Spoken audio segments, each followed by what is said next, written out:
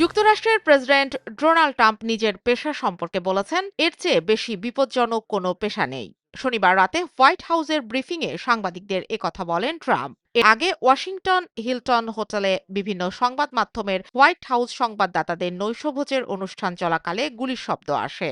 এই নৈশভোজে অংশ নিয়েছিলেন প্রেসিডেন্ট ডোনাল্ড ট্রাম্প ও ফার্স্ট লেডি মেলানিয়া ট্রাম্প। গুলির শব্দ শোনার পর জরুরি ভিত্তিতে প্রেসিডেন্ট ও ফার্স্ট লেডিকে নিরাপদে সরিয়ে নেন নিরাপত্তার দায়িত্বে থাকা সিক্রেট সার্ভিসের সদস্যরা। এ ঘটনায় প্রায় 1 ঘণ্টা পর ট্রাম্প তার নিজস্ব প্ল্যাটফর্ম ট্রুথ সোশ্যালে জানিয়েছেন, বন্দুকধারীকে আটক করা হয়েছে।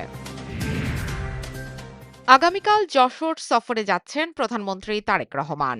বাবার স্মৃতি বিজড়িত উলাসী খাল পুনর্খনন এবং 500 শয্যার মেডিকেল কলেজ হাসপাতালের ভিত্তিপ্রস্তর স্থাপনের মধ্য দিয়ে এই সফরকে ঘিরে জেলা জুড়ে তৈরি হয়েছে ব্যাপক উৎসাহ উদ্দীপনা। সরকার গঠনের পর এটি তার প্রথম যশোর সফর। জনগণের কল্যাণে প্রকল্প প্রণয়ন, দ্রুত বাস্তবায়ন এবং সামঞ্জস্যপূর্ণ ব্যয় নির্ধারণের নির্দেশ দিয়েছেন প্রধানমন্ত্রী তারেক রহমান।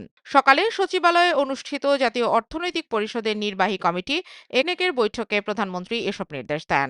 বৈঠকে মোট 17টি প্রকল্প উপস্থাপন করা হয়, যার মধ্যে 15টি নিয়ে আলোচনা হয়েছে। যারা সোশ্যাল মিডিয়ায় এসএসসি ও সমমানের পরীক্ষার প্রশ্ন ফাঁসের গুজব ছড়িয়েছে, তাদের বিরুদ্ধে কঠোর ব্যবস্থার হুঁশিয়ারি দিয়েছেন শিক্ষামন্ত্রী আনম এহসানুল হক মিলন। রাজধানীর আগারগাঁওয়ে ইউজিসি আয়োজিত এক অনুষ্ঠান শেষে গুজবে কান না দিতে শিক্ষার্থী ও অভিভাবকদের অনুরোধ করেন শিক্ষামন্ত্রী। এ সময় গুজবের কারণে ছাত্ররা যেন ক্ষতিগ্রস্ত না হয়, সেই ব্যাপারে সবাইকে সহযোগিতা করার আহ্বান জানান তিনি। গুজব ছড়ায় কে? আপনাদের সতীর্থরাই তো। আমি আশা করব গুজব ছড়ানোর আগে যেন একটু ভেরিফাই করে না হয়। মুক্তিযুদ্ধকে কৌশলে ভুলিয়ে দেওয়ার চেষ্টা সফল হবে না বলে মন্তব্য করেছেন প্রধানমন্ত্রীর রাজনৈতিক উপদেষ্টা ও বিএনপির সিনিয়র যুগ্ম মহাসচিব রুহুল কবির রিজভী। সাবেক প্রধানমন্ত্রী বেগম খালেদা জিয়ার মাজারে শ্রদ্ধা নিবেদন শেষে তিনি বলেন, সরকার গঠনের পর তারেক রহমান প্রতিশ্রুতি বাস্তবায়ন করছেন এবং তার নেতৃত্বেই দেশ সব সংকট কাটিয়ে উঠবে বলে আশা ব্যক্ত করেছেন তিনি।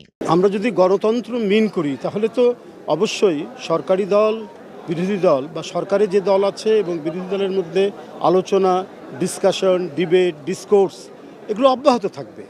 হ্যাঁ, প্রতিবাদ হতে পারে, প্রতিবাদও গণতান্ত্রিক আলোচনার বা গণতান্ত্রিক পদ্ধতিরই একটি অংশ।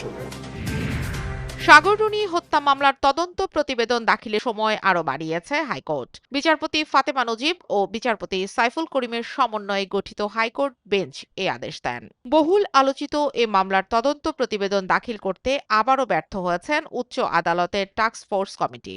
আদালতের রিটকারীদের পক্ষে আইনজীবী শিশির মনির ও মঞ্জিল মোর্শেদ তদন্ত কর্মকর্তাকে তলবের আবেদন জানান। সারা দেশে জ্বালানি তেলের সংকট কমছেই না।